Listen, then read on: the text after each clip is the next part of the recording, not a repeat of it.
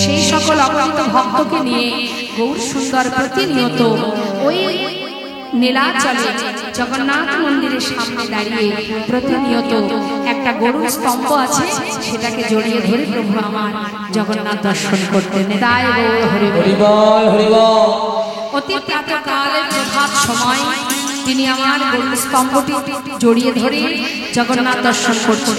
যারা পুরীধামে গিয়েছেন নিশ্চয়ই জানেন, জগন্নাথ মন্দিরের সামনে একটি স্তম্ভ আছে, সেটাকে যদি আপনি ধরেন সেই সোজা শুধুমাত্র জগন্নাথকেই দেখা যায়। তা জগন্নাথ দর্শন করছেন আর ভক্তগণকে সাথে করে নিয়ে প্রভু প্রতিদিন সেই নীলাচলের মাঠে সবাইকে নিয়ে কৃষ্ণ নাম করেন। এখানে কার মনে কি হচ্ছে আমরা বলতে পারবো না, কিন্তু তিনি সব জানেন, যিনি এখানে আছেন। আমি মানে কোনটা? এই দেহটা নয়, আমি মানে সূক্ষ্ম আত্মা, যেটা আছে বলে দাঁড়িয়ে আছি এখানে। এই দেহটা আমি নয়, এই হাত আমার, এই দেহটা আমার, এই পা দুটি আমার, তাই তো? এগুলো আমার, এগুলো আমি নই, এগুলো আমার। তাহলে আমি মানে কোনটা? শ্বাস। এই যে তাকিয়ে আছি, দৃষ্টি, এই যে হাত নাড়িয়ে কথা বলছি, যে শক্তি, এই যে বলবার শক্তি, এটাই হলো আমি। তা এই যে অন্তরে বসে আছে সূক্ষ্ম আত্মা, তিনিই তো ভগবান, যেটা তারই দেওয়া। তিনি, আমরা জানি না কার কি হচ্ছে, কিন্তু তিনি জানে, যিনি এখানে আছেন পরমাত্মা রূপে, সব জানে তিনি। কার চোখের ফাঁকি দেবে তুমি? তার ফাঁকি দিতে পারবে না। আর সে যদি কোনো সাজা দেয়, যেটা মানুষে দিলে হয়তো তোমার কম হয়ে যাবে। তা আজ এত এত ভক্তের মধ্যে দিয়ে তিনি জানতে পারলেন এক ভক্ত দূরে দাঁড়িয়ে দাঁড়িয়ে কাঁদছে। ছুটে গেলেন তার সামনে, গিয়ে দাঁড়ালেন, জিজ্ঞাসা করলেন, কে তুমি? কেন এমন করে কাঁদছো? কি চাই তোমার? কার কাছে এসেছো? করজোড়ে মুখের দিকে তাকিয়ে বললেন, প্রভু আমি তোমার কাছে এসেছি। কেন? আমি তোমার সঙ্গী হতে চাই। আমার সঙ্গী? কেন? আমার সঙ্গী কেন হবে? দয়াময়,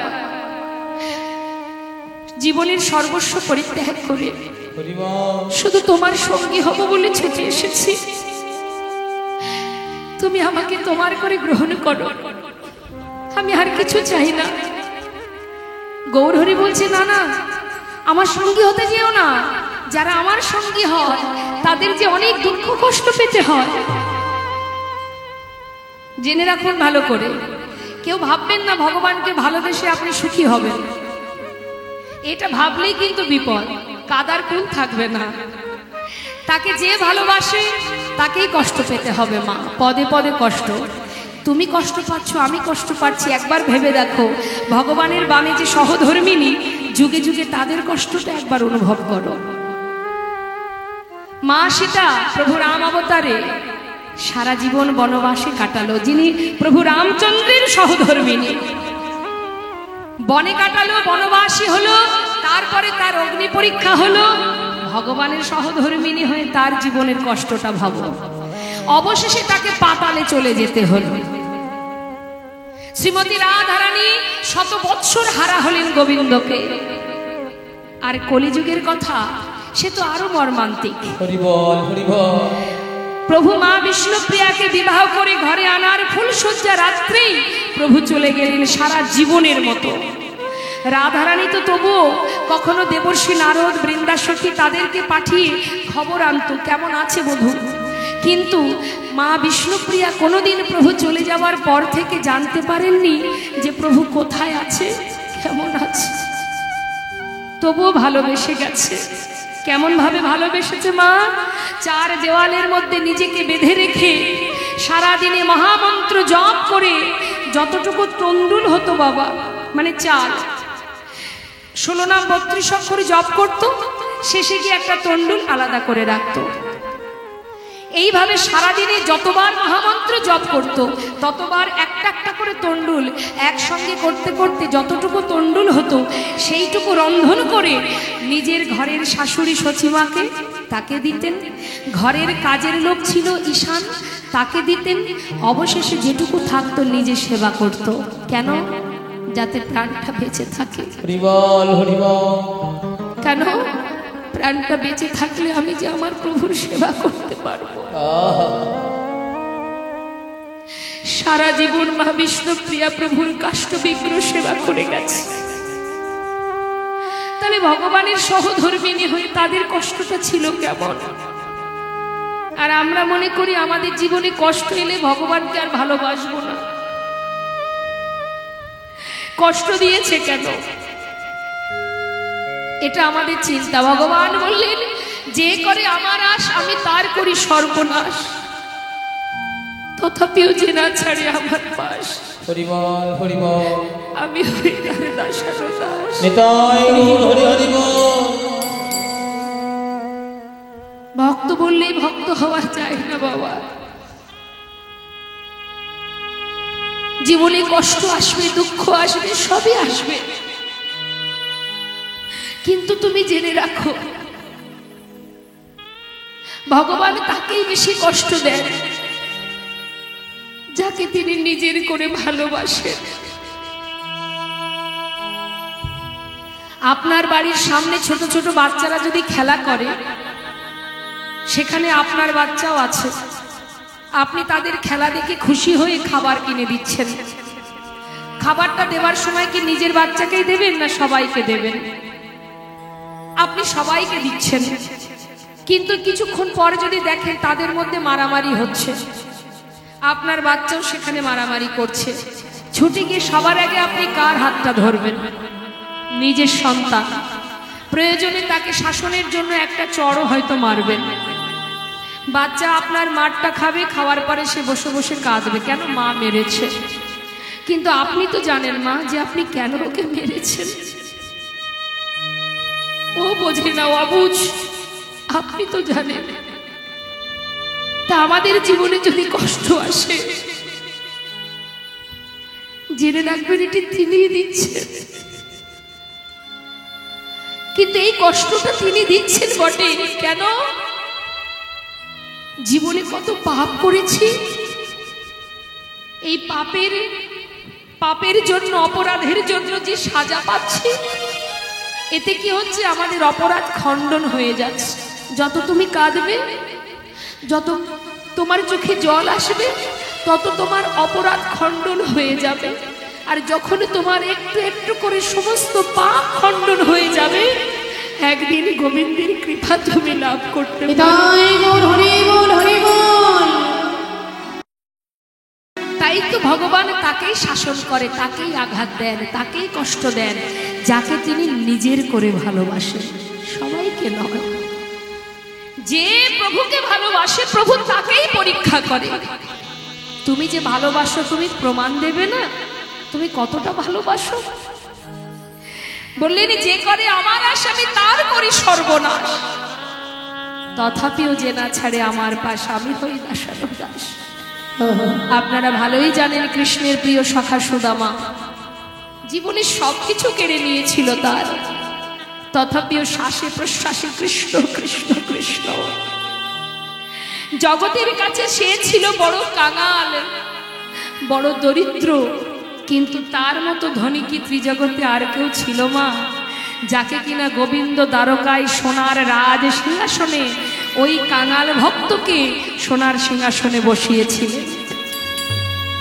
তাহলে জগতে কে ধনী?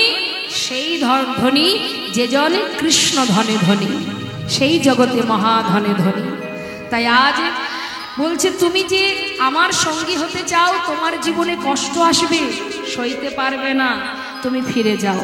দয়াময়, আমি তোমার সঙ্গী হব, শুধু এটাই জানি, আর কিছু জানতে চাই না।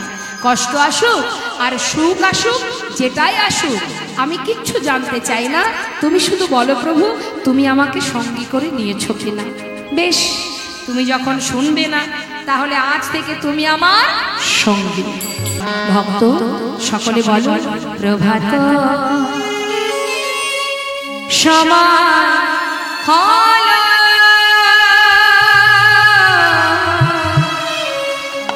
একবার কৃষ্ণ কৃষ্ণ বলো,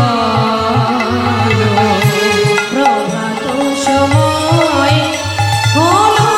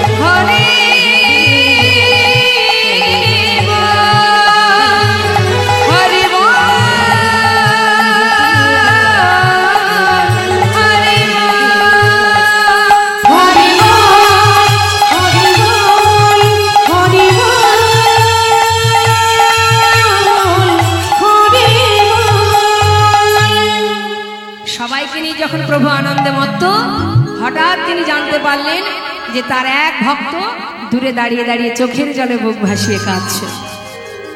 এটাই তো বাবা আপনাদের সঙ্গে আমাদের সঙ্গে আর ভগবানের সঙ্গে পার্থক্য। সঙ্গী করে নেওয়ার সাথে সাথে মা একের পর এক পরীক্ষা করতে শুরু করে দিলেন। এটাই আমাদের মনোযোগ দিয়ে আস্বাদন করতে হবে যে কি পরীক্ষা করছে আর অবশেষে কি হলো।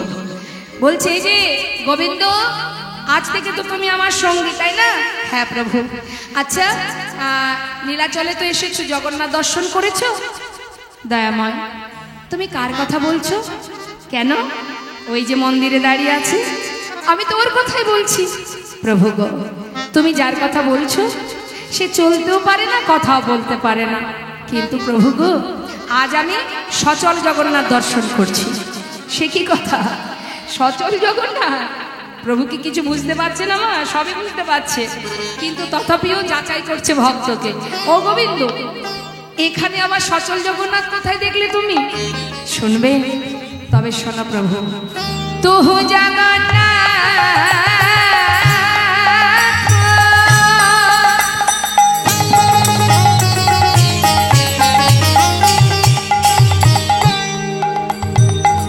ও গো দয়া,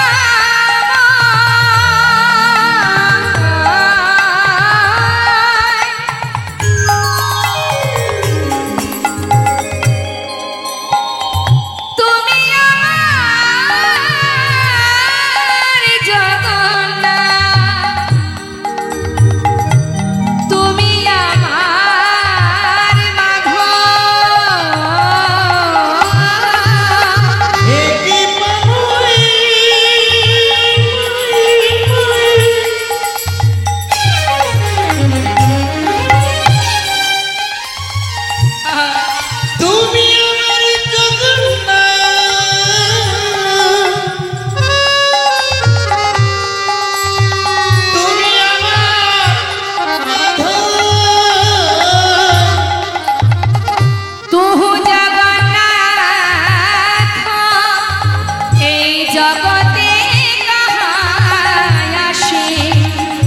जग बहे नाहे मुरझाए माधव ओहो তুমি অতি করুণ হে মাধব। হে দয়ামা, তুমি আমার জগন্নাথ, তুমি আমার মাধব, তুমি আমার সব। প্রভু দেখছি সর্বনাশ, সে তো একেবারে নাচুর বাঁধা, ছাড়বেই না আমায়। আচ্ছা বেশ বেশ বেশ, শোনো গোবিন্দ, তুমি বলতে পারো আজকের এই দিনটা কোন দিন? হ্যাঁ প্রভু, আজকের দিনটা হলো শুভ বিজয়া দশমী তিথি। বাহ, ঠিকই বলেছ। শোনো গোবিন্দ, আজই কিন্তু আমরা নীলাচল ছেড়ে কিছুদিনের জন্য একটু তীর্থে ভ্রমণে যাব। তা তুমি কি যাবে? হ্যাঁ প্রভু, আমিও যাব। বেশ, তাহলে চলো। সমস্ত ভক্তগণকে নিয়ে যাচ্ছে এবার নীলাচল ছেড়ে তীর্থধামে। এক পা দুপা করে যেতে যেতে প্রভু বলে উঠলেন, ভক্ত এইভাবে গেলে হবে না, সবাই মিলে আমার সঙ্গে কৃষ্ণ নাম গাইতে গাইতে চলো। হে দয়াময়, ভক্তরা বলে উঠলেন, ও প্রভু গৌর হরি, আমরা কৃষ্ণ নাম গাই। আহা, কৃষ্ণ নাম আমরা করব না, তুমি করো। সে কি কথা? তীর্থে চলেছো, কৃষ্ণ নাম বলবে না? না, কৃষ্ণ নাম তুমি একা গাও, আমরা গাইবো, তবে আমরা কেন কৃষ্ণ নাম গাইব? আমরা আমাদের ভগবানের নাম করব। আমাদের ভগবানকে গৌর সুন্দর বলছে, প্রভু কৃষ্ণ নাম করতে হয়, তুমি করো, আমরা করব না, আমরা গাইব গৌর নাম। তা চলুন মা, আমরা তো সবাই নীলার সাথে সাথে যাচ্ছি। দুবাহ তুলে সবাই মিলে আমরা এবার নীলাচল ছেড়ে যাত্রা করব, বদনে গৌর নাম গাইতে গাইতে। দেখি হাত তুলুন। পিছন দিকে যারা চেয়ারে বসে আছেন একবার হাত তুলুন। তুলেছেন? বা নিতাই গৌর হরিবল হরিবল। এবার সবাই মিলে হাতে তালি দিয়ে, কি ব্যাপার মাঝে মাঝে হাতগুলো ওঠেনি কেন? মনে মনে চিন্তা করছি কীর্তনিয়া তো দেখতে পাচ্ছে না। হ্যাঁ, জেনে রাখুন একটা কথা বলি, ভগবানের সেবায় কখনো অলসতা করবেন না, তাহলে আপনার মানব জন্মটাই বৃথা হয়ে যাবে। যেখানে যা করবেন করবেন, গোবিন্দ সেবায় কখনো কৃপণতা করবেন না, অলসতা করবেন না।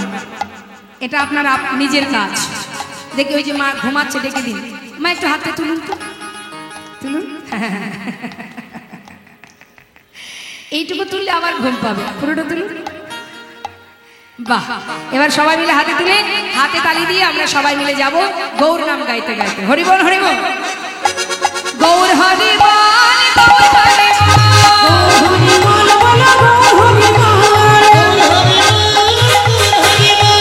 গৌর হরি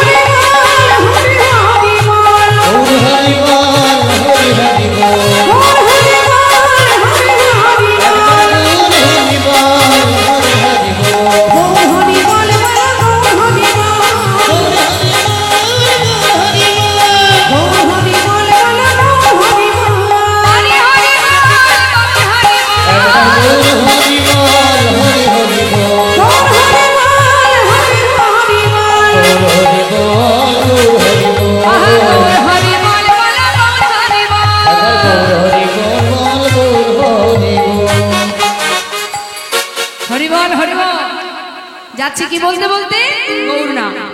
এখন গৌর হরি ভক্তদের রেখে অনেক দূরে এগিয়ে চলে গেছে, ভক্তরা পিছনে পড়েছে, বলা বলি করছে, হ্যাঁ রে প্রভু যদি আগে আগে চলে যায়, আমরা তো ঠিকঠাক পথ ঘাট চিনি না, যদি ভুল করে ফেলি ডাক ডাক প্রভুকে ডাক। বলছে আচ্ছা বাবা, যাচ্ছে যাক না, সে তো জানে আমরা পিছনে আছি, যাচ্ছে যাক, বাধা দিস না।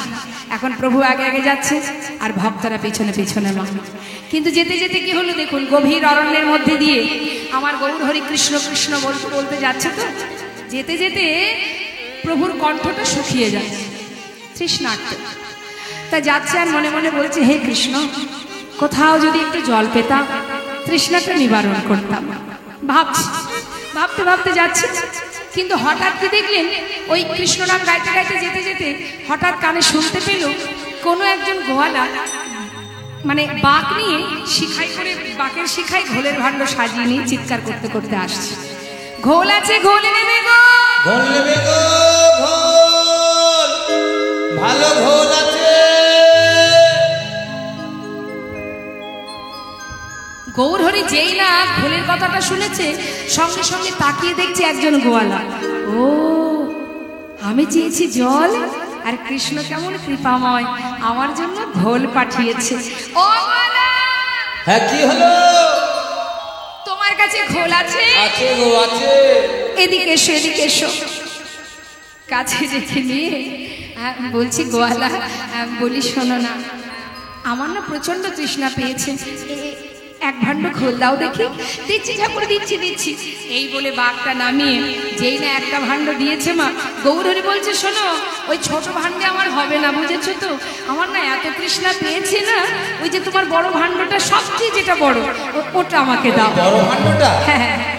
গোয়ালা চিন্তা করছে, গোয়ালা মনে মনে ভাবছে, ঘুম থেকে উঠে যে কার মুখটা আজকে দেখেছিলাম, দিন যে আমার এত ভালো যাবে সেটা আমি বুঝতে পারিনি। এই ঠাকুর যদি আমার সবচেয়ে বড় ভাণ্ডের ঘোলটা খেয়ে নেয়, তাহলে তাড়াতাড়ি বিক্রি করে ঘরে চলে যেতে পারবো। যাক যাক যাক, দিন আজ আমার খুব ভালো, মনে কত আনন্দ মা, খুশি মনে ছোট ভাণ্ডগুলি নামিয়ে বড় ভাণ্ডটা প্রভুর হাতে দিয়েছে। গৌর হরি সেই এক ভাণ্ড ঘোল পুরোটা সেবা করেছে মা, খালি ভাণ্ডটা দিয়ে বলছে, গোয়ালা, ও গোয়ালা, হ্যাঁ হ্যাঁ বলো, বলো প্রভু বলো। কানে শোনো না, এই নাও ধরো, কৃষ্ণ কৃপাময় তোমায় যেন কৃপা করে। গোয়ালা খুশি মনে, মনের আনন্দে ভাবছে, ঠাকুর দামটা বের করুক, আমি ততক্ষণে ভাণ্ডটা গুছিয়ে নিই। সে কিন্তু মনের আনন্দে ভাণ্ড গোছাচ্ছে। যেই না ভাণ্ড গোছানো শেষ, পিছন ফিরে হাত বাড়িয়ে টাকা নিতে যাবে, দেখছে ঠাকুর চলে যাচ্ছে। চিৎকার করে উঠেছে, ও ঠাকুর, ঠাকুর, ও ঠাকুর, ও ঠাকুর। গৌর হরি বলছে, ডাকছো নাকি? আরে ডাকছো নাকি মানে, ঘোল খেয়েছো, ঘোলের দাম দেবে না, চলে যাচ্ছে যে। ঘোলের দাম? ও গোয়ালা, জানো তো আমার কাছে কিন্তু কোনো কড়ি নেই। কি বললে? করি নেই? কড়ি নেই? আগে বলনি কেন? যার কাছে কড়ি নেই তার ঘোল খাওয়ার শখ আসে কোথা থেকে? তাও কিনা বড় ভাণ্ডের ঘোল। হায় হায় পোড়া কপাল, ঘুম থেকে উঠে কার মুখটা যে দেখেছিলাম, জানলে বাড়ি থেকে বেরোতাম না। হায় হায় হায়, এত বড় ভাণ্ডের ঘোল খেয়ে এখন কিনা বলে দাম নাই। ও ঠাকুর, আগে দাম দেবে তারপরে যাবে। গৌরহরি বলছে, দেখো আমি তো সন্ন্যাসী, আমি করি কোথায় পাই বলো দেখি, আমার কাছে কোনো কড়ি টড়ি নেই। হায় হায় হায় হায়। তাও কিনা বড় ভাণ্ডের ঘোল খেলো। হায় হায় পোড়া কপাল। কপাল চাপড়িয়ে চাপড়িয়ে পথের ধারে বসে কাঁদছে মা। আর এদিকে গৌরহরি দূর থেকে দেখে মনে মনে ভাবছে, আহা, অর্থের জন্য কেমন করে কাঁদছে গো। এক পা দু পা করে সামনে এসে দাঁড়িয়ে, গোয়ালা কেঁদো না, শান্ত হও। দেখো আমি তো সন্ন্যাসী, আমার কাছে কোনো কড়ি নেই, তবে হ্যাঁ তোমার এই ঘোলের দাম আমি দিয়ে দেব। কার কাছ থেকে দেবো জানো? পিছনে না অনেক ভক্ত আসছে, তারা তোমার কাছে যখন আসবে তাদের কাছে আমার কথাটা বলবে, দেখবে তারা তোমাকে ঘোলের দাম দিয়ে দেবে। দেবে তো? হ্যাঁ হ্যাঁ, চিন্তা করো না, তুমি বসে একটু অপেক্ষা করো, এক্ষুনি ওরা আসবে। এই বলে গোয়ালাকে বসিয়ে রেখে প্রভু চলে গেলেন। ভক্তরা তার অত শত জানে না যে রাস্তার মাঝখানে কি প্রভু কাণ্ড ঘটিয়েছে। তারা প্রভুকে স্মরণ করতে করতে পিছনে পিছনে নাম গাইতে গাইতে যাচ্ছে। মন লাগুনে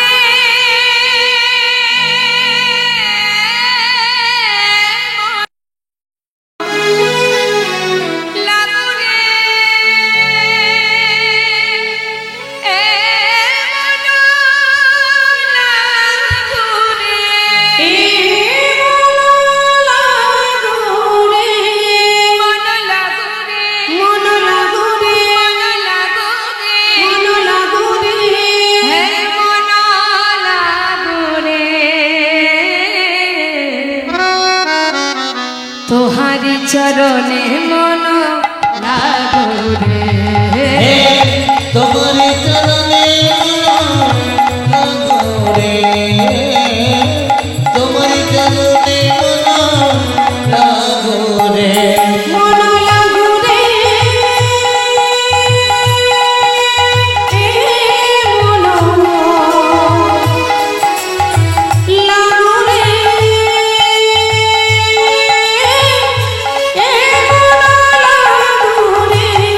মন লাগু রে, মন লাগু রে, মন লাগু রে। হরি হরি হরি হরি। লাগো রে, তোহারি চরণে মন লাগু রে।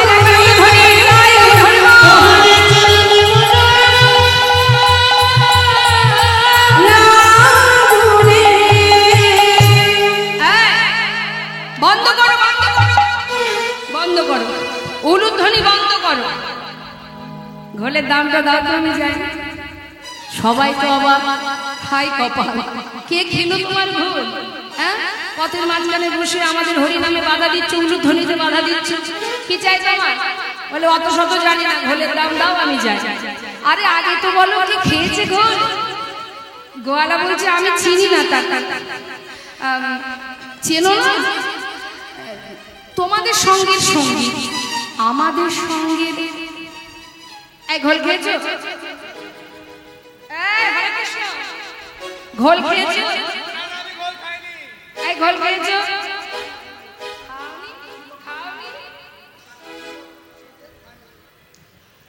কি গো মা, আপনারা কি ঘোল খেয়েছেন?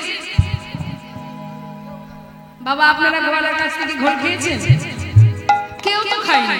আচ্ছা দেখো দেখি, কেউ যদি ঘোল না খায় তাকে শুধু শুধু কেন দাম দিতে যাবো? হ্যাঁ ও গোয়ালা, বলি বলো না কে খেয়েছে? গোয়ালা বলছে বললাম তো আমি তাকে চিনি না। হ্যাঁ কি না না, সেটা একটু বলতে পারবো? একটু বলতে পারবো? হ্যাঁ হ্যাঁ, তো বলো দেখি, দেখতে কেমন বললে তবু তো চিনতে পারবো সে কে খেয়েছে না খেয়েছে। বলো দেখি। বর্ণনা দিচ্ছে মা, জানো এমন মানুষ আমি আগে কখনো দেখিনি। নবীনা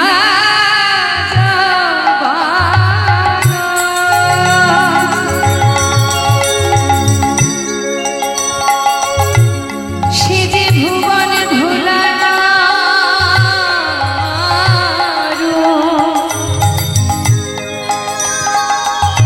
এমন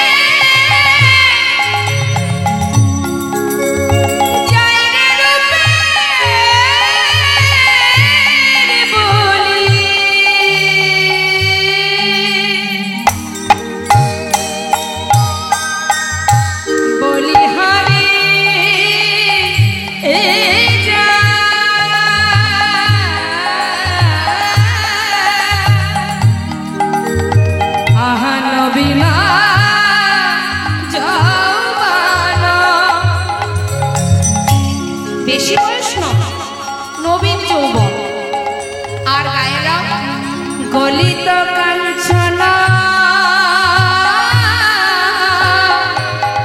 আর পরনে কি আছে কোটি তটে রাঙাবা দেখিলাম নবীন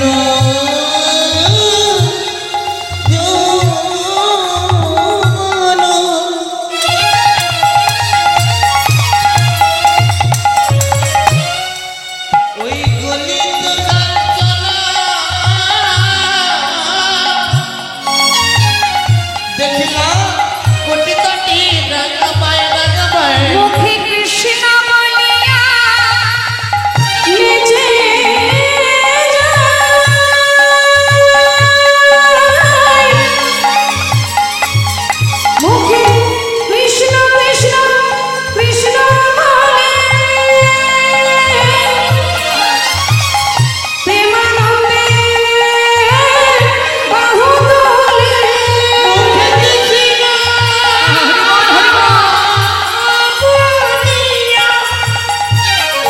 ওই দু বাহু তুলিয়া ওগো নাচিয়া নাচিয়া যায় নাচিয়া নাচিয়া যায় নাচিয়া নাচিয়া যায় দেখো নাচিয়া নাচিয়া যায় কাঁচা সোনা কাঁচা সোনা কাঁচা সোনা কাঁচা সোনা দেখে মনে হলো কাঁচা সোনা এমন রূপের মানুষ আমি কভু দেখি না দেখে মনে হলো কাঁচা সোনা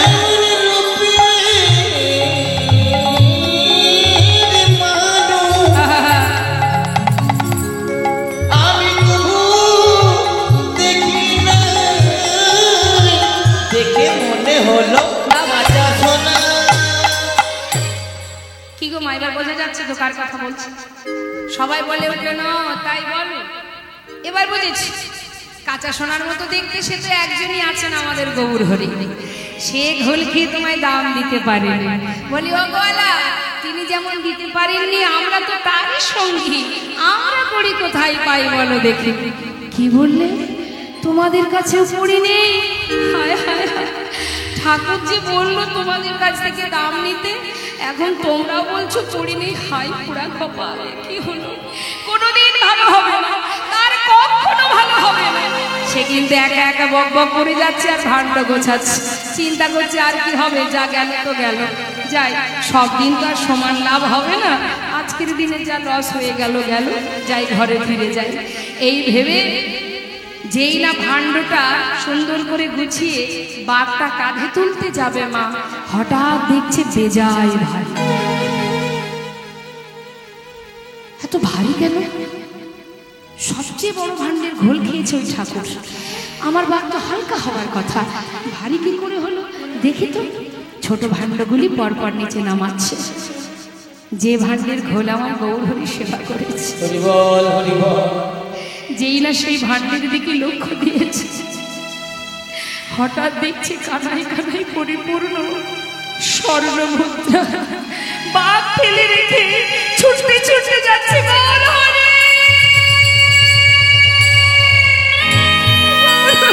হরি বল হরি বল হরি বল ছুটে গিয়ে প্রভুর চরণটা জড়িয়ে আছড়ে পড়েছে চরণ তলে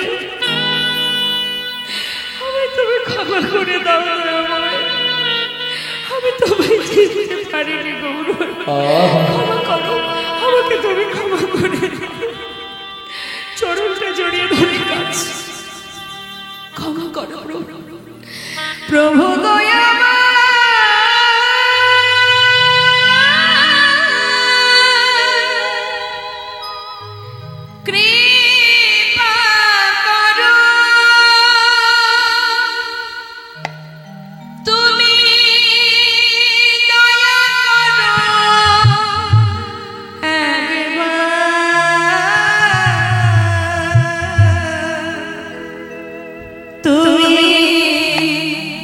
তুমি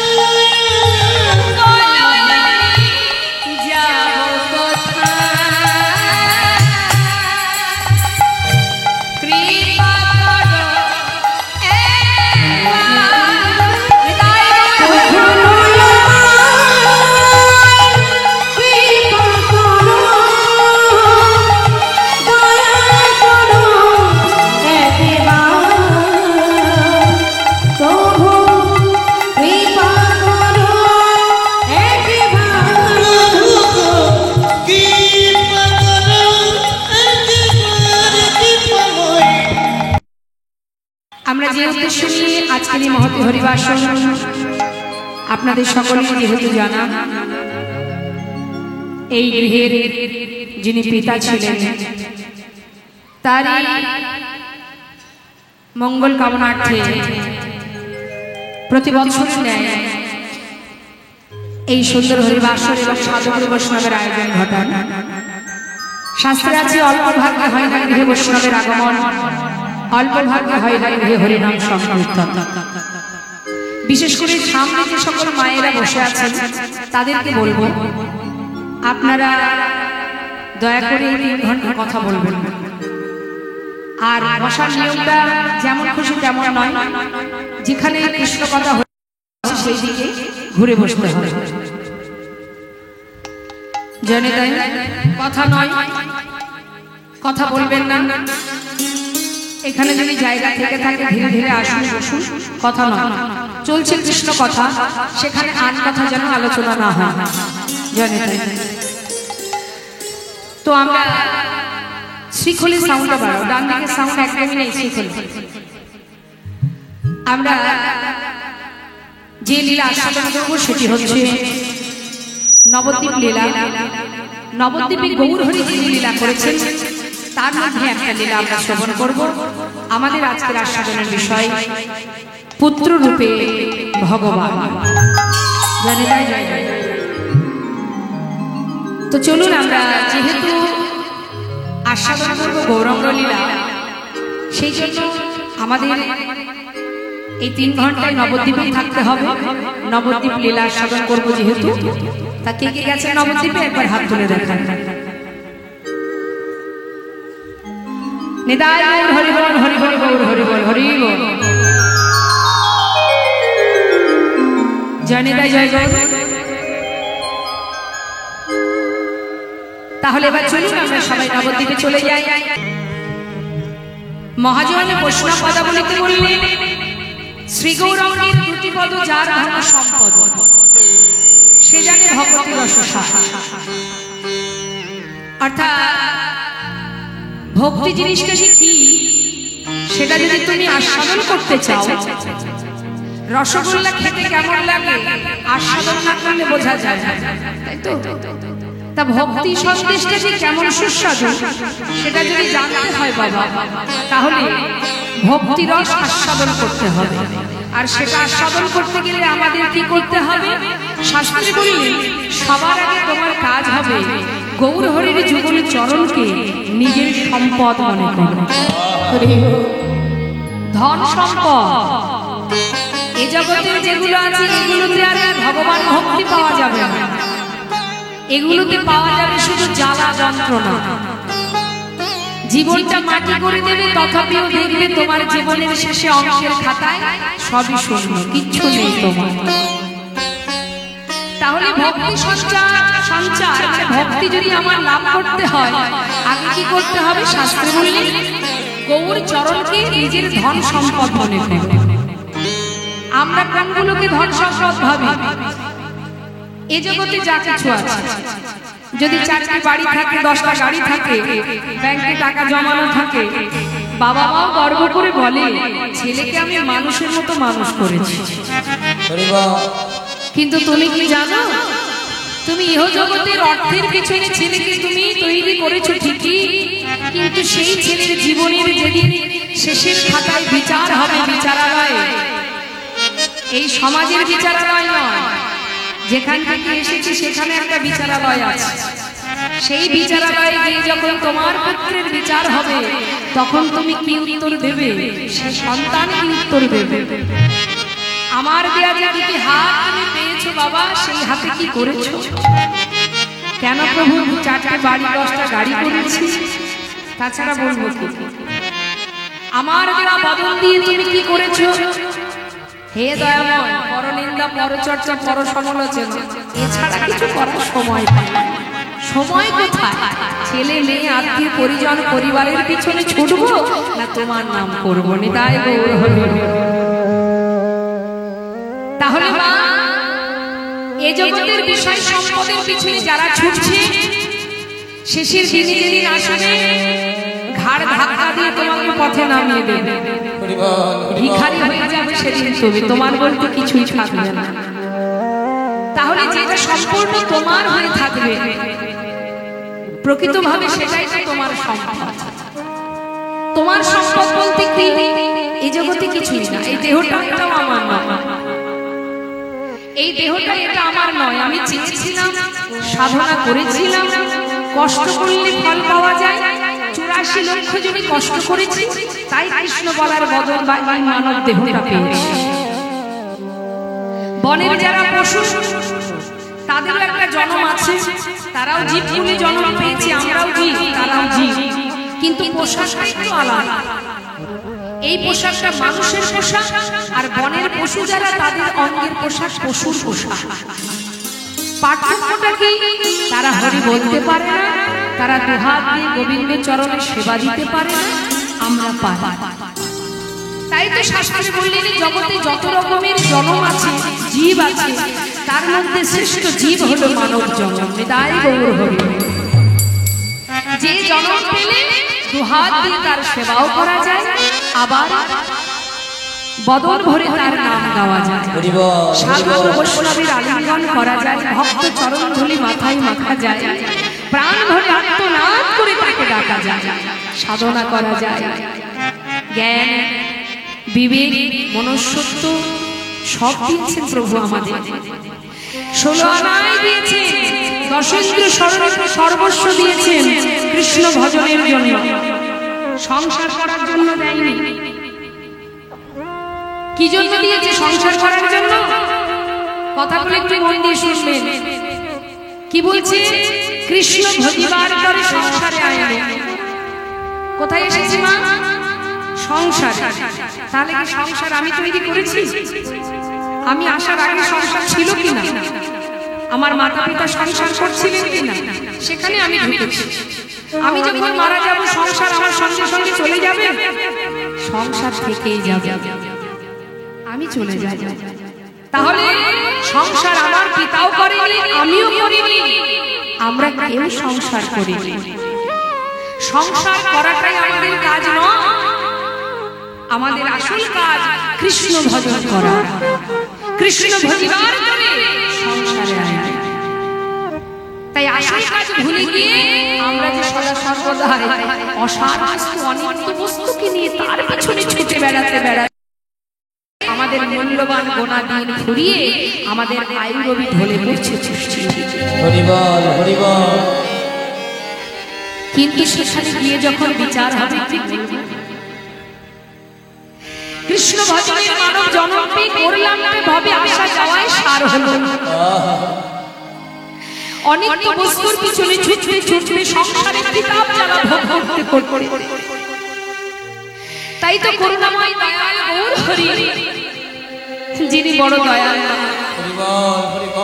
আমাদের মতো জ্ঞান অন্ধ কর্মান্ধ জীব, আমরা যে মায়ার বালিশ মাথায় দিয়ে মোহ ঘুমে ঘুমিয়ে আছি, এই ঘুম থেকে জাগিয়ে অন্ধকার থেকে আলোর পথ দেখাবার জন্য, আমাদের সঠিক ঠিকানায় আমাদের নিয়ে যাওয়ার জন্য তিনিও কিন্তু আর থাকতে পারেননি।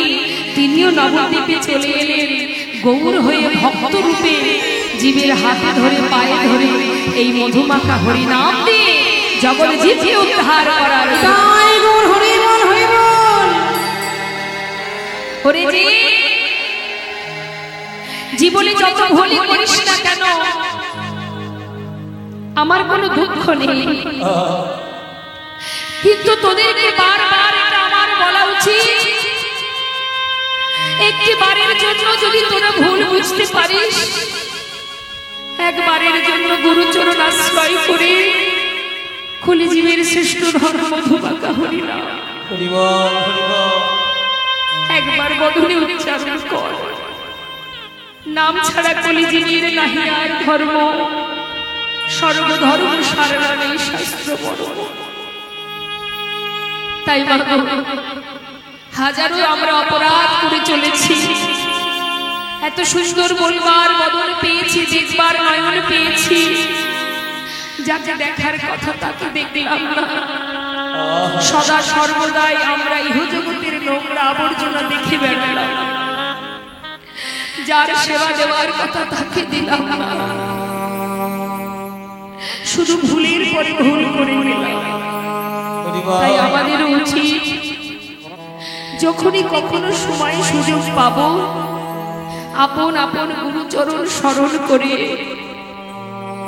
কলিজীবের সৃষ্ট ধন মধুমাখা হরিনাম বদনে গাওয়া। নাম ছাড়া উদ্ধারের আর কোনো রাস্তা নেই আমাদের, কারণ আমরা পদে পদে অপরাধ করে চলেছি। জেনে শুনেও অপরাধ করি, না জেনেও অপরাধ করি। জেনে রাখবেন অপরাধ অপরাধই হয়, সে যেমন ভাবেই করো না কেন। তুমি যদি মনে করো না জেনে করেছি এতে কোনো অপরাধ হবে না, একেবারে ভুল কথা। আপনি না জেনে কারেন্টে হাত দিলে কারেন্ট আপনাকে ছেড়ে দেবে না। কালিরাহের বিষ জল পান করেছিল কৃষ্ণের সখারা, যারা জানতো না যে জলে বিষ মেশানো আছে, কিন্তু তারা কি ক্ষমা করে দিয়েছিল? সেই বিষের ক্রিয়াকে দেখা দেয়নি। বিষ জল পান করে তারা সবাই ওই কালিদাহের তীরে মূর্ছা গিয়েছিল কিনা? তাহলে বিষ সে তার যা ধর্ম, তার যা ক্রিয়া, সে কিন্তু দেখা দিয়েছিল। ক্ষমা করে পারত তো ক্ষমা করতে, তারা তো না জেনে করেছিল। তাই জেনে রাখবেন মা, অপরাধ অপরাধই হয়, তাই তুমি জেনেই করো আর না জেনেই করো। তাই আমরা যে জীবনে কত অপরাধ করে চলেছি, তথাপিও আমাদের দয়াল গৌর সুন্দর এমনই করুণাময়। তিনি বারবার বলছে, তোরে যে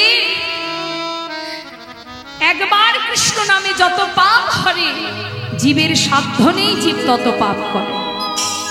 তাহলে ভাবুন দেখি, যদি একবার হরিনাম কৃষ্ণ নাম করাতে আমাদের হাজার পাপ দূরীভূত হয়ে যায়, এর মতো দয়াল গৌর, এর মতো দয়াল নিতাই আর কোনো যুগে ছিল কি? আমার গৌর হরি বলছে নিত্যানন্দ প্রভুকে, দাদা কি বলছে দেখুন, তুমি কলিজীবের ঘরে ঘরে হরিনাম দান করো দাদা। নিত্যানন্দ প্রভু বলছে, নিমাই রে, কলিহত জীব সব কিছু তাড়াতাড়ি নিতে চায়, এরা হরিনামটা সহজে নিতে চায় না। দেখবেন, লক্ষ্য করে দেখবেন মা, আপনাদের ঘরের যেসব ছেলে মেয়েরা এখন বর্তমান ছোট ছোট বাচ্চারা, তাদেরকে বলবেন একটা হিন্দি গান গাতো বাবা, গেয়ে দেবে। এখন আবার নিত্য নতুন কত রকমের ভাষায় গান বেরিয়েছে, সেও হয়তো গেয়ে দেবে। কিন্তু যদি আপনি বলেন বাবা একটু হরিনাম করতো দেখি, 16 নাম 32 অক্ষর ঠিক ঠিক বলতে পারবে কিনা সন্দেহ আছে। সবার বাচ্চা বলছি না তো মাগো, নিত্যানন্দ প্রভু বলছেন এরা সব কিছু তাড়াতাড়ি নেবে, কিন্তু সহজে হরিনাম নেবে না।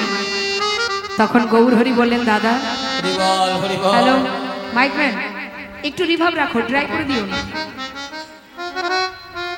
জানি দাদা, আমি জানি এরা সহজে হরিনাম নেবে না, তথাপিও তোমায় একটা কথা বলি দাদা, হাল ছেড়ে দিলে হবে না। কেমন দয়াল বাবা বলছে, হাল ছেড়ে দিও না দাদা, ওরা ভুল করতে পারে, আমরা কি ভুল করতে পারি? আমরা যদি পিতা, তাই শোনো দাদা, কি করবে জানো তুমি? যে হরিনাম নেবে তাকেও তুমি দেবে, যে নেবে না তুমি তাকেও দেবে। তবুও যদি দেখো সে তোমার হরিনাম গ্রহণ করছে না, তখন কি করবে জানো? যে না চাইবে এই হরিনাম নিতে, দাদা তুমি আগে ধরিবে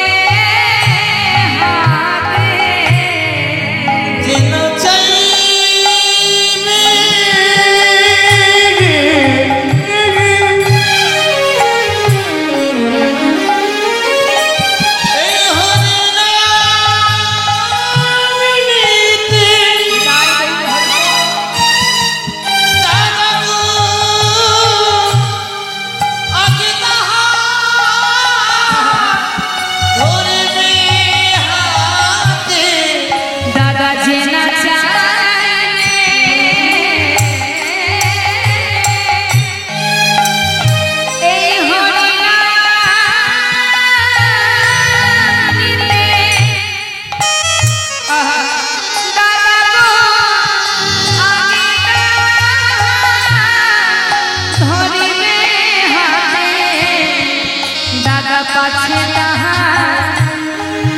ও দাদা, যদি কেউ হাতে ধরে হরিনাম না দেয় তারপরে যেন হাল ছেড়ে দিও না।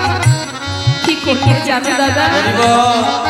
দাদা গো পাছে তাহার চরণ ধরে এই হরিনাম বিলাইবে।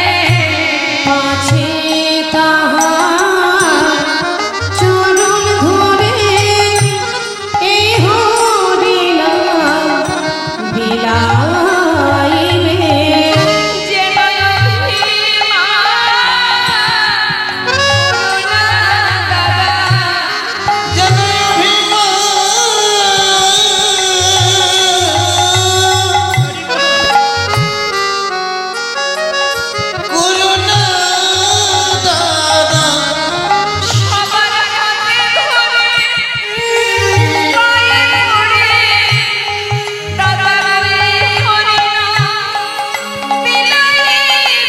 যেন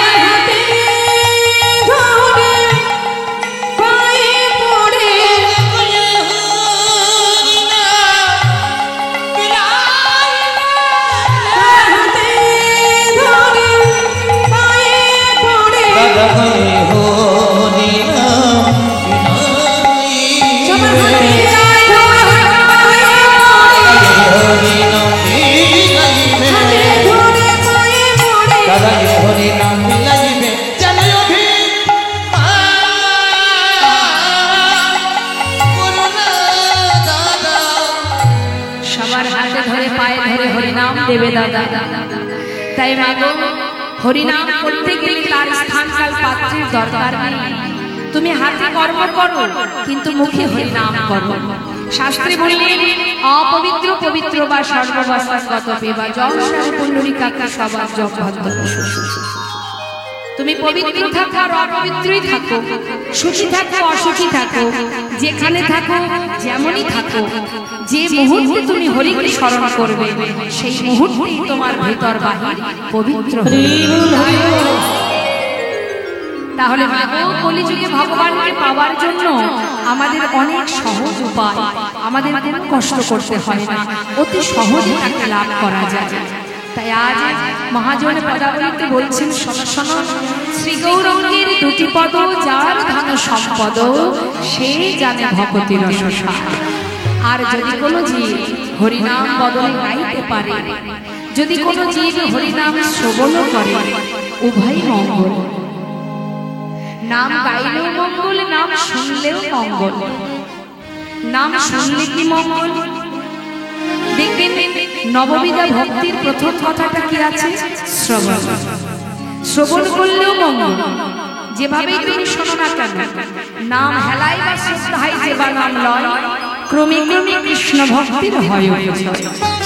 যেভাবে তুমি হরিনামকে স্মরণ করো না কেন, নাম গাইতে গাইতে বলতে বলতে, অনেকে আছেন যারা একটু ভগবানকে কম ভালোবাসে, বা দেখা যাচ্ছে এমন কোনো ব্যক্তি আছে যারা নাস্তিক পাষণ্ড, সাধুগুরু বৈষ্ণবকে দেখলে কখনো কখনো তিরস্কার করে বলে ওঠে, জয় নিতাই, হরে কৃষ্ণ, হরে কৃষ্ণ। এটা কিন্তু ব্যঙ্গ করার জন্যই বলছে, কিন্তু বলছে কাকে দেখে? সাধুকে দেখে। তো যে ব্যক্তি কখনো কোনো সময় মুখে জয় নিতাই শব্দটা উচ্চারণ করতো না, সাধুকে দেখে তাকে ব্যঙ্গ করতে গিয়ে বলে উঠলেন জয় নিতাই বা হরে কৃষ্ণ। এই যে বললো না, জিহ্বায় উচ্চারণ হলো, এটারই কিন্তু ক্রিয়া শুরু হয়ে যাবে। নাম এমনই একটা বিষয়, যেভাবেই তুমি বলো না কেন, সেই হেলাই করো আর শ্রদ্ধাতেই করো, জিহ্বায় বলতে বলতে এক সময় দেখবে এই জিহ্বা তোমার বলা লাগবে না, সময় এলে সে নিজেই বলতে শুরু করে। ক্রমে ক্রমে কৃষ্ণ ভক্তির হয় উপচয়। বাবা, একজন শাখা বিক্রেতার, যিনি পাড়ায় পাড়ায় দেখবেন আগেকার সময় বা এখনো হয়তো আছে, অনেকে সবজি নিয়ে গ্রামে যায় বা এটা ওটা নিয়ে গ্রামে যায় না, তো যিনি খুব বয়স্ক এক বাবা শাখা বিক্রি করে, বহু বছর ধরে 30-40 বছর ধরে উনি এই ব্যবসাটা করেন। তো গ্রামে গ্রামে শাখা বিক্রি করেন তো মা, মাথায় করে শাখার ঝুড়িটা নিয়ে গ্রামে গ্রামে যায় আর কি বলে, শাখা আছে শাখা নেবে গো, চিৎকার করতে করতে যায়। এই বলতে বলতে তার আর 25-30 বছর পার হয়ে গেল, এই ব্যবসাটাই তিনি করে যান। এমন হলো কি এক সময় ওই বাবা, বৃদ্ধ বাবা, তিনি গ্রাম ফাঁকা মাঠের মধ্যে দিয়ে যাচ্ছে আর মুখে বলেই যাচ্ছে, শাখা আছে শাখা নেবে গো, শাখা আছে শাখা নেবে গো। এমন সময় এক ভদ্রলোক সেই পাশ দিয়ে যেতে যেতে বলে উঠলেন, এই যে ও দাদু, তুমি যে ফাঁকা মাঠের মধ্যে চিৎকার করছো, এখানে তো কোনো ঘর বাড়ি নেই, তুমি যখন গ্রামে যাবে তখন বলবে, এখন এই ফাঁকা ময়দানে তুমি শাখা নেবে গো শাখা নেবে গো করছো কেন? এখানে বলার কোনো দরকার নেই। সেই বৃদ্ধ বাবা বলে উঠলেন, জানো বাবা, 40 বছর ধরে ব্যবসা করছি তো, মুখে বলতে বলতে বলতে বলতে এমন ভাবে আমার এই জিহ্বা এমন ভাবে অভ্যাসে দাঁড়িয়ে গেছে, এটা ফাঁকা জায়গা নাকি লোকালয় আমার কোনো হুঁশ নেই, আমার জিহ্বা সে তার কর্ম করে যাচ্ছে। তাই বাবা, আমাদের এই বদলে আমরা যে জিনিসটা বেশি ব্যবহার করব, আমাদের জিহ্বা কিন্তু সেদিকেই লালায়িত হবে। তুমি হরি নাম করতে থাকো, নিয়মিত গুরু মন্ত্র জপ করতে থাকো, সময় অসময় দেখবে না যখন তখন সেই গুরু মন্ত্র তোমার জিহ্বায় চলে আসবে। এটাই হচ্ছে আমাদের ধর্মের প্রথম পথ। অভ্যাস করো, হরি নাম করো, সংসারের চিন্তা করো না, সংসার তোমার নয়, এখানে শুধু তোমার যতটুকু তিনি দিয়েছেন তাই দায়িত্ব পালন করা, কিচ্ছু না। এটা তোমার শুধু দায়িত্ব কর্তব্য, এই সংসারে তোমার বলতে কিছু নেই, তুমি কর্ম করো। রাধারানী যেমন আয়ানের ধরনী হয়ে শাশুড়ি নবদিনীর সংসারে কর্ম করেছে, রন্ধন করেছে, কিন্তু মনটা দিয়েছিল গোবিন্দের কাছে। তুমিও তাই কর্ম করো, ছেলে মেয়ের দায়িত্ব পালন করো, অর্থ উপার্জন করো, তাদের ভবিষ্যৎ করো, সবই করো, এটা তোমার দায়িত্ব। কিন্তু তোমার এই মনটা দিয়ে দাও কৃষ্ণ চরণে,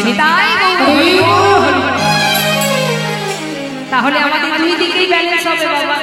একদিকে আমার সংসারের দায়িত্ব পালন, একদিকে আমার কৃষ্ণ ভজন। তাই তো মহাজন বললেন, যদি কেউ হরিনাম শোনে সে কি পাবে জানো? শোনো, শ্রী গৌরাঙ্গের মধুর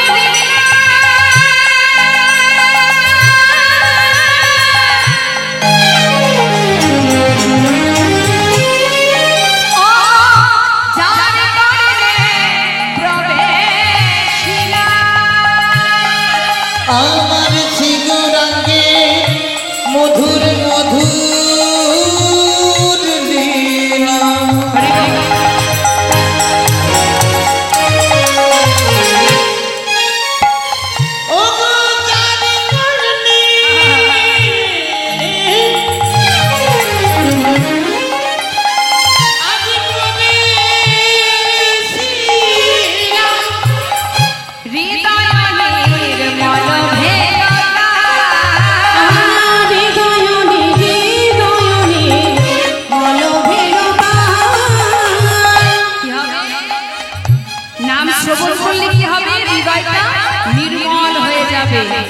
আর কি হবে?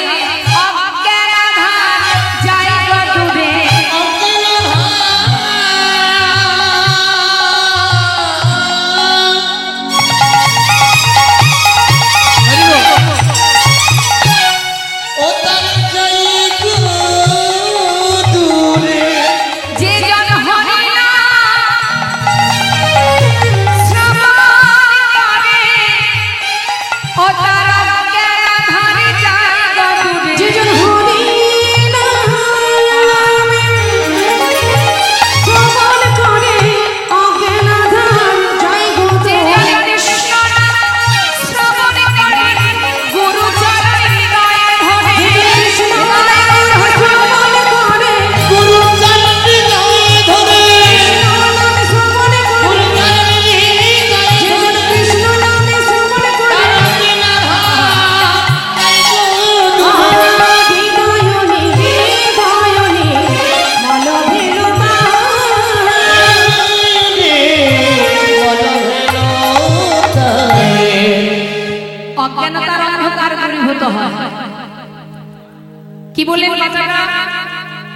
বললেন যিনি হরিনাম কেউ শ্রবণ করে তার অজ্ঞানতার অন্ধকার। আমরা কিন্তু সবাই অজ্ঞান হয়ে আছি, এটা ভালো করে জেনে রাখবেন। জ্ঞান শূন্য হয়ে গেছি আমরা, আমাদের কারোর প্রকৃত জ্ঞানটা নেই, সবাই অজ্ঞান। তার প্রমাণ দিন, শুনুন। আচ্ছা মায়া, মা বলুন আপনার বাড়ি কোথায়? আপনার বাড়ি কোথায়? জায়গাটা কোথায়? চৌমদা। এই চৌমদাতে। আপনার বাড়ি কোথায় মা? আপনার বাড়ি কোথায়? জায়গাটা জানেন? জানেন। বৃন্দাবনে, বৈকুণ্ঠ। তাহলে আমাদের বাড়িটা কোথায়? বৈকুণ্ঠ। এখন আমরা যেখানে আছি এটা আমাদের দুদিনের জন্য আসা, তাই তো? এই জগতে থাকবার জায়গা, এটা বাড়ি নয়, এটা বাসা, থাকবার বাসা। তাহলে এখন আমি চৌমদাতে আছি, এর আগে কোথায় ছিলাম জানি না। আবার যখন মারা যাব তখন কি চৌমদাতে থাকবো? থাকবো।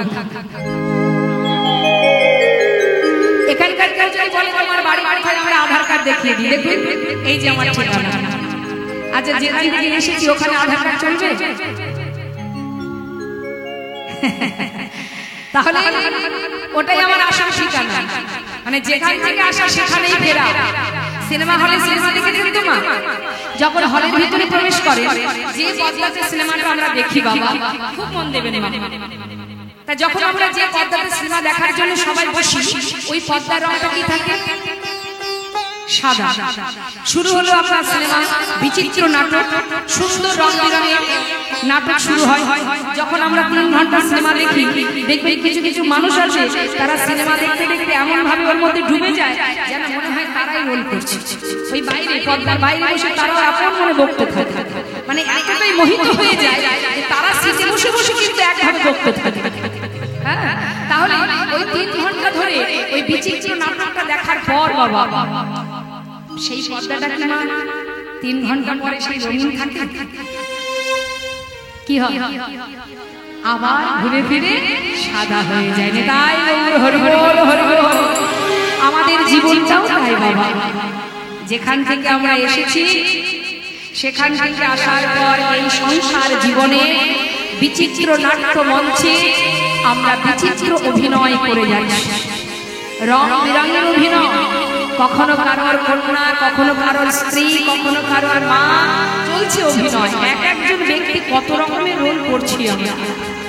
কিন্তু এই নাটক যখন আমাদের শেষ হবে মা, আমাদেরকে আবার সেই গোড়াতেই ফিরে যেতে হবে। তাহলে এইখানে আশাটা শুধুমাত্র আমাদের চাকরি করার জন্য। কি চাকরি আমাদের? আমাদের পরিচয় কৃষ্ণ চরণের দাস আমরা। এটা আমাদের কিন্তু প্রকৃত আসল পরিচয়। যে পরিচয় ঘুরে বেড়াই এটা তো আসল নয়, আসল হচ্ছে আমরা ভগবানের দাস। তাহলে দাসীদের কাজ কি? বাড়িতে যদি আপনি কাজের লোক রাখেন, দাসী রাখেন, তারা কি করে? মালিকের সেবা পূজা করে, মালিকের দেখাশোনা করে, মালিকের কর্ম করে। তাহলে আমরা যদি তার দাস হব, আমাদের কাজ কি? তার সেবা করা, তার ক্রিয়াকর্ম করা। সেটাই তো আমাদের উচিত ছিল। আমরা কি সেটা করছি না? আমরা ভগবানের দাসকে আদৌ আছি? সবাই আমরা মায়ার দাস হয়ে বসে আছি।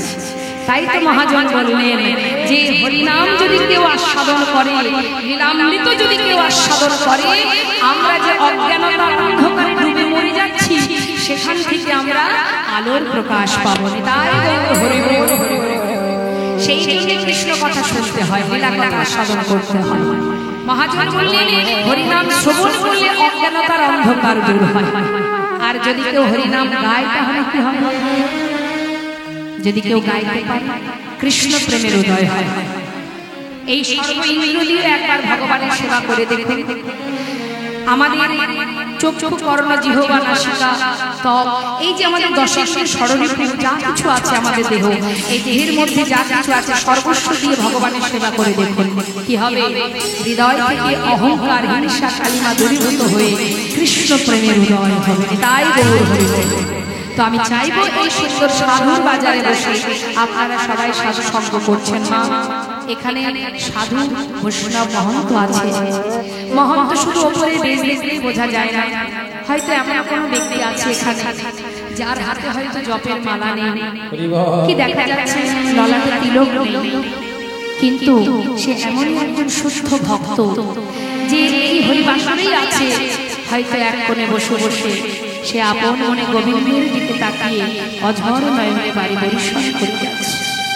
এমনও ভক্ত এই জগতে আছে, এই হরিবাসরেই আছে। তো বলা তো যায় না মা, সাধু সঙ্গ করলে কি হয়? সাধু সঙ্গ সর্বশাস্ত্রে কয়, লবমাত্র সাধু সঙ্গে সর্বসিদ্ধি হয়। তো আসুন আমরা সবাই মিলে এই সুন্দর হরিবাসরে বসে একবার প্রাণ ভরে আমরা কৃষ্ণ নাম গাইব, হরি নাম করব। সবাই হাত তুলুন। বাহ, একসঙ্গে আমরা প্রত্যেকে গাইব। যে যেখানে আছেন, বসে আছেন বা দাঁড়িয়ে আছেন, হাত তুলে সবাই মিলে স্বস্ফূর্ত ভাবে আপন আপন কর্ম আপনাকেই করতে হবে। হাত তুলে হরি নাম সবাই মিলে করবেন। পিছন দিকে যে মায়েরা আছেন, বাবারা আছেন, ভক্তবৃন্দজনেরা আছেন, একবার হাত তুলবেন। হরে কৃষ্ণ, আমি গাইব, আমার শেষ হয়ে গেলে আপনারা শুরু করবেন। সুরটা ভালো করে শুনে নিন। হরে কৃষ্ণ হরে কৃষ্ণ কৃষ্ণ কৃষ্ণ হরে হরে, হরে রাম হরে রাম, রাম রাম হরে হরে, হরে কৃষ্ণ।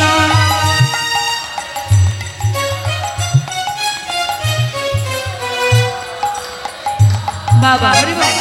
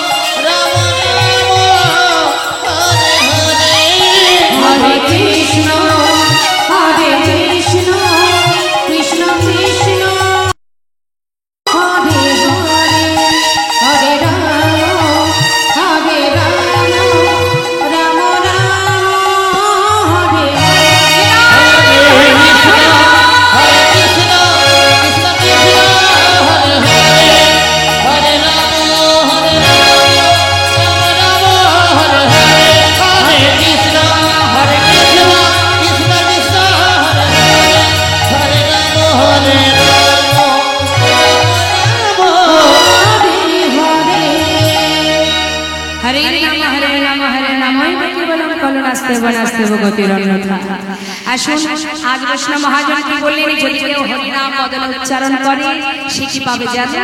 শুনে রাখো, যে গৌরাঙ্গের নাম লয় তার হয় কৃষ্ণ প্রেম, যে গৌরাঙ্গের নাম লয় তার হয় কৃষ্ণ প্রেম।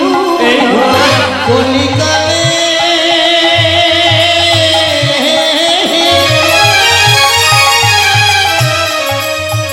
যে আমার গৌরাঙ্গের নাম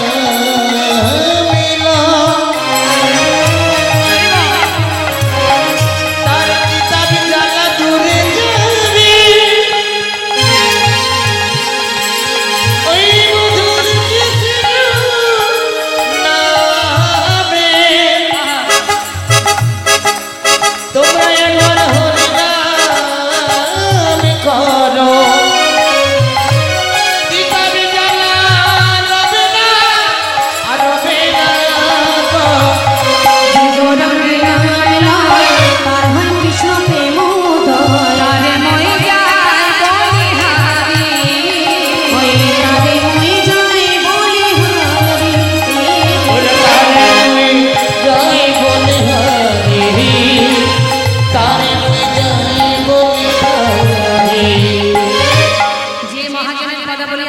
মনে করছি মা ইনি সর্বপ্রথম কীর্তন করেছিলেন।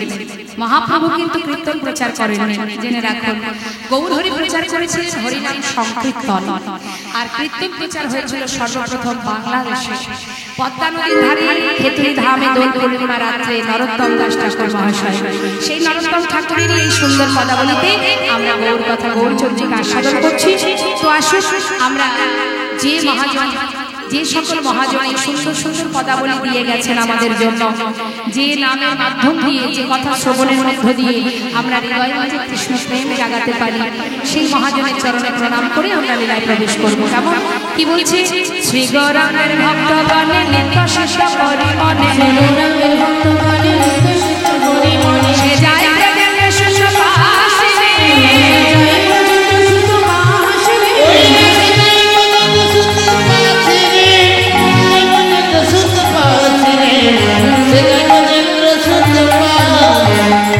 গৌরমণ্ডল যে বাজানে গৌরমণ্ডল ভূমি যে বাজানে চিন্তা, গৌরমণ্ডল যে বাজানে চিন্তা, গৌরমণ্ডল ভূমি যে বাজানে চিন্তা, তার হয় ব্রজধামে বাস রে, তার হয় ব্রজধামে বাস রে, তার হয় ব্রজধামে বাস রে, তার হয় ব্রজধামে বাস রে, তার হয় ব্রজধামে বাস। কি বলছেন পদাবলিতে? একটি কিন্তু মন দিতে হবে। গৃহেতে বনেতে থাকো হা গৌরঙ্গ তোমরা গৃহেতে বনেতে থাকো, বনেতে থাকো গৌরঙ্গ বনে ডাকে, নরোত্তম মাগে তার সঙ্গ, নরোত্তম মাগে তার সঙ্গ, আমার তন্মাগে তার সঙ্গ, নরোত্তম মাগে তার সঙ্গ, নরোত্তম মাগে তার সঙ্গ। হরে কৃষ্ণ। নরোত্তম দাস ঠাকুর মহাশয় সুন্দর পদাবলী দিয়ে আমরা গৌর কথাকে বিশ্রাম রাখলাম, মানে গৌর চঞ্চিকাকে বিশ্রাম রাখলাম। এবার আমরা যাব সবাই লীলা কথায়। তো লীলা কথায় যাওয়ার আগে আসুন আমরা সবাই মিলে একটা সুন্দর ভজন শুনতে শুনতে চলে যাই। নবদ্বীপে আমরা গৌর ভজন শ্রবণ করব, পারলে আপনাদের জানা থাকলে আপনারাও গাইতে পারেন আমার সঙ্গে। জানে চলুন যাই শ্রীধাম নবদ্বীপে লীলা আস্বাদন। সুরধ্বনি সোনার নুপুর দিয়া নাচে না করি গো সুন্দর গৌরঙ্গরা। ওই সুরধ্বনির কিনারায় সোনার মুদিয়া পায়, নাচনা করে গো সুন্দর গৌরঙ্গরা। ওই সুরধ্বনির কিনারায় সোনালু দিয়া পায়, নাচে না গরি গো সুন্দর গৌরঙ্গরা। আহা সুন্দর, আহা সুন্দর, ওই দেখো সুন্দর গৌরঙ্গরা, না গরি গো সুন্দর গৌরঙ্গরা। ওই না সুরধ্বনির কিনারায় সোনার মুদিয়া পায়, নাচনা করে গো সুন্দর গৌরঙ্গরা। হরি বল হরি বল হরি বল। গৌর হরি কি ওই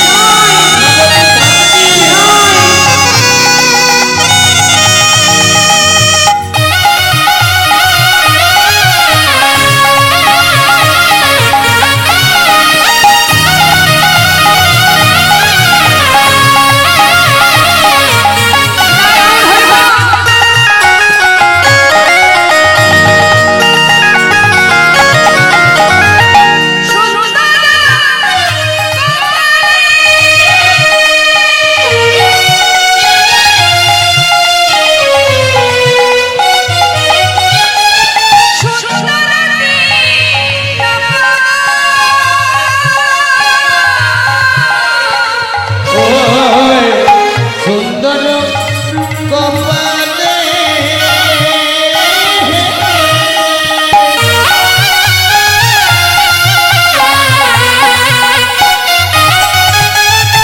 সুন্দর তিলক গো।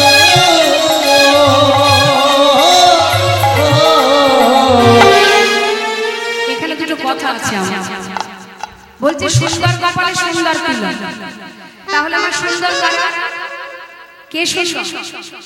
আমাদের যদি একটু দেখতে সুন্দর হয়, দেখুন অহংকার যে শুধুমাত্র টাকা পয়সায় হয় তা কিন্তু নয়, রূপেরও অহংকার আছে। কারো যদি একটু দেখতে সুন্দর হয় সে মানুষকে আর গণ্যই করে না। আমি সুন্দরী যাওয়া কোথায়, কি যাওয়া, কিন্তু সুন্দরটা তো তোমার নয়, তুমি এত অহংকার করছো কেন? তুমি কি পারবে এই সৌন্দর্য চিরকাল ধরে রাখতে? সময় হলে চোখেও বন্ধ হবে, চুলও পাকবে, দাঁতও পড়বে। যত দামি দামি ক্রিম মাখো না কেন, সময়ের সাথে সাথে সব তিনি কেড়ে নেবে। অর্থাৎ তার জিনিস, অন্যের জিনিস নিয়ে তোমার অহংকার করার কোনো অধিকার নেই। তাই গৌর হরি কি বাবা, দামি দামি ক্রিম মাখলে সাজলে গুজলে তবে সুন্দর, তবে মুখের দিকে কেউ তাকাবে না, কিন্তু কেউ তাকাবে না। তাহলে সুন্দর সেটাই যার আগে না আছে দামি গহনা, দামি বসন, শুধুমাত্র সুন্দর গলাতে সুন্দর তিলক, যাকে দেখে এই ত্রিভুবন ভুলে যায়। শুধু আমার আপনার মতো হিন্দু নয়, কত মুসলমান সকলেই নিজেকে সঁপে দিয়েছে ওই গৌর দর্শন করে। তাহলে জগতে সেই তো সুন্দর, সুন্দর হতেও সুন্দরতম। তাই মহাজন বললেন সুন্দর কপালে সুন্দর তিলক। দেখেছেন তো গৌর হরি চিত্রপট তো দেখেছেন, যাকে দেখলে হৃদয় মাঝে শুদ্ধ ভক্তি জেগে ওঠে, সেই তো সুন্দর। তাই অহংকার করে লাভ নেই, যে জন গৌরবকে দেখেছে সে নিজেকে অহংকার করবে না। তাই তো মহাজন বলছে শোনো শোনো, আর কি আছে, আহা শ্বশুর দেখো শ্বশুর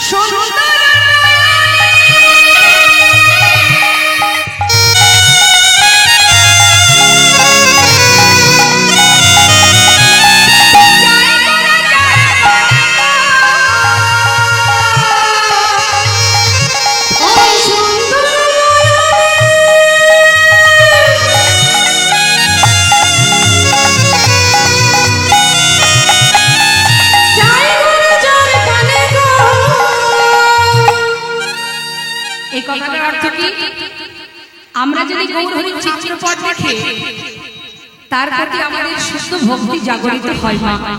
চিত্রপট দেখে যদি এমনটা হয়, এই যে আপনারা এসেছেন, আহা এই যে আপনারা এখানে এসেছেন যার কথা শ্রবণ করার জন্য, তাকে কি আপনারা চোখে দেখেছেন না? তাহলে যাকে না দেখে শুধুমাত্র তার কথা শ্রবণের জন্য আহা শুধুমাত্র শোনার জন্য চোখে দেখেননি, শুধু শুনেই তার প্রতি ভালোবাসা জন্মেছে, শুদ্ধ প্রেম জেগেছে। তাই তো সমস্ত কর্ম ফেলে আপনারা এখানে বসে আছেন।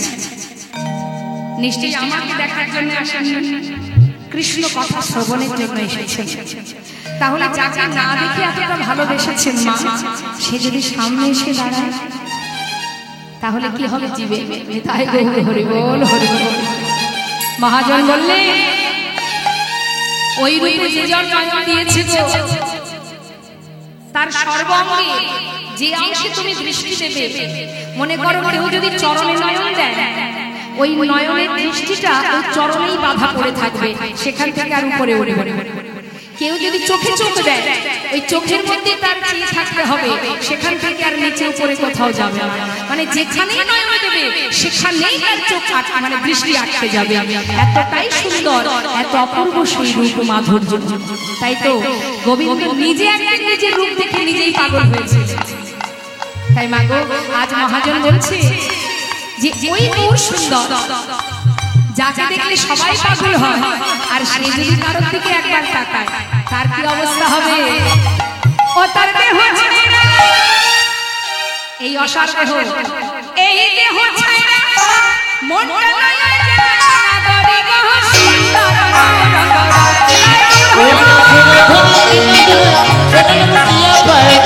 নাগরি গো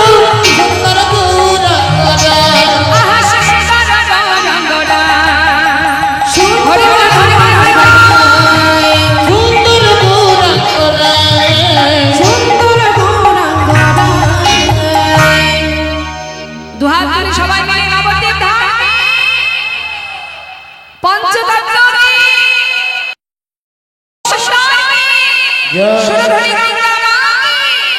নিদায় গৌর হরি বল হরি হরি শ্রীধাম নবদ্বীপ ধাম করুণাময় আমার গৌর সুন্দর আজকে আজকে কথা নয় তিনি নবদ্বীপের সমস্ত পথে পথে মাঠে ঘাটে হাটে বাজারে সর্বত্র হরিনাম দিতে দিতে এক সময় তিনি নবদ্বীপ ছেড়ে নামকে সম্বল করে তিনি কাটোয়া কাঞ্চন নগরে গিয়ে কেশব ভারতীর আশ্রম থেকে সন্ন্যাস ধর্ম গ্রহণ করে তিনি বৃন্দাবনে যাত্রা করেছিলেন। মা সখীমা নিমায়ের জন্য পাগল হয়ে তিনি কাঁদতে কাঁদতে সুরধ্বনিতে নিজেকে বিসর্জন করতে যাচ্ছিলেন। গোটা নদিয়াবাসী কাঁদছিলেন। নিত্যানন্দ প্রভু বলেছিলেন, মা তুমি কেঁদো না, ভাই যেখানেই থাক আমি ওকে তোমার কাছে ধরে আনবো। মায়ের কথা মতো আহা নিত্যানন্দ প্রভু মাকে কথা দিয়ে পথের মাঝখান থেকে নিমাইকে ধরে এনে শান্তিপুরে অদ্বৈত আচার্য প্রভুর গৃহে মায়ের সঙ্গে প্রভুর মিলন করা। যেই না মা দেখলেন ছেলে সন্ন্যাসী হয়ে গেছে, ছেলেকে ঘরে বেঁধে রাখার আর তো কোনো রাস্তা নেই। তাই গৌর হরি বললেন, মা তুমি দুঃখ পেও না, তোমার যদি মনে হয় যে এটা তোমার পছন্দ নয় আমি তোমার সঙ্গে নবদ্বীপে চলে যাব। মা বললেন, বাবা যে পুত্র একবার সন্ন্যাসী হয়, যে সন্তান তার আর এছাড় মায়ার সংসারে মন বসে না। তাই তুই যখন সন্ন্যাসী হয়ে গেছিস আমি তোকে ধরে রাখবো না, তবে অনুমতি করো মা আমি বৃন্দাবনে চলে যাই। না বাবা, বৃন্দাবনের অনুমতি তোমায় দেব না, সে যে অনেক দূর, সেখানে থাকলে আমি জানতেও পারবো না তুমি কেমন আছো, কোথায় আছো। তাই তুমি যদি যেতেই চাও আমার আদেশ, তুমি নীলাচলে বাস করো। তাই মাতৃ আদেশ শিরোধার্য করে গৌর সুন্দর তিনি নবদ্বীপ ছেড়ে গিয়েছিলেন নীলাচলে। কিন্তু তিনি একা যাননি মা, নবদ্বীপে যারা সর্বদাই গৌরহরির কাছে কাছে থাকতেন এমন অগণিত ভক্ত যারা তাদের পরিবার ছেড়ে ওই প্রভুকে সম্বল করে জন্মের মতো তারা প্রভুর সাথে চলে যায়।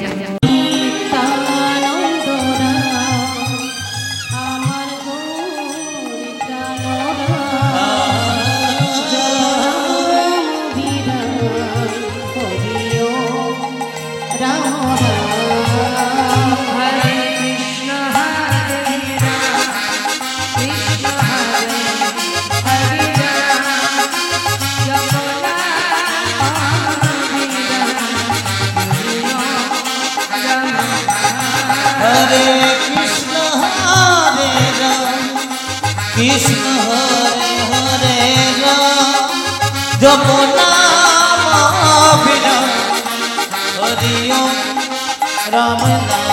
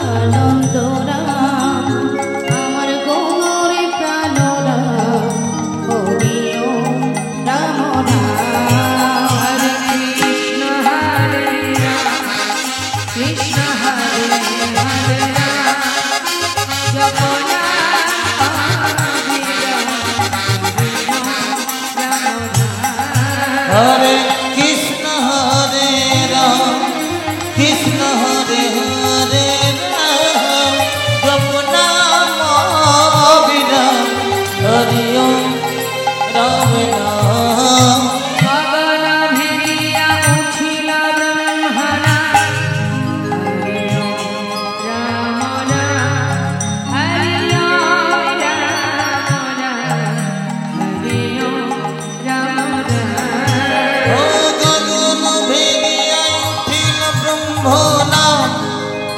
हरि ओम राम नाम हरि ओम राम नाम हरि ओम राम नाम